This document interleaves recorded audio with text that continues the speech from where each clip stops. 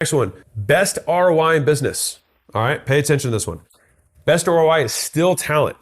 So the cost and return on talent. So let me get deep on this. You have how much does it cost you to get the talent? And then how much will that talent make you? And so I had a dentist who came and was like, hey, I have the specialty dentist. They're really hard to find, blah, blah, blah.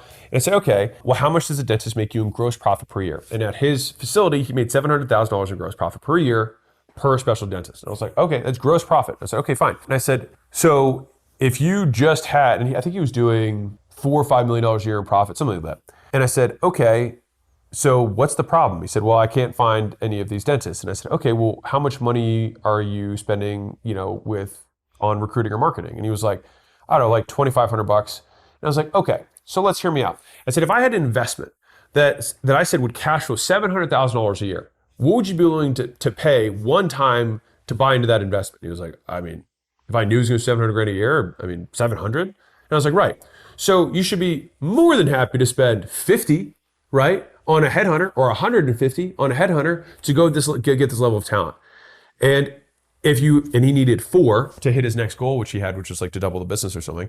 And so I said, all right, let me ask you this. I think he had 4.6 million, I think was his profit. I said, this year, if instead of making 4.6 million in profit, you made 4 million, and then you spent the 600 to get 4 guys at 150 each for a headhunter to go get that talent and maybe have relocation bonuses, whatever, would that be worth it? And he was like, well, when you say it like that, and I'm like, right.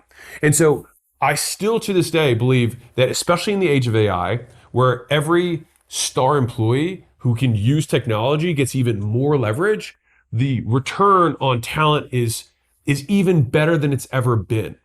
And so when you see Meta paying these $100 million bonuses and stuff for these single individuals, you're like, they're crazy. Or they know something we don't know, which is that they might still get $1 billion or $2 billion or $5 billion in value from this one person if they can unlock it.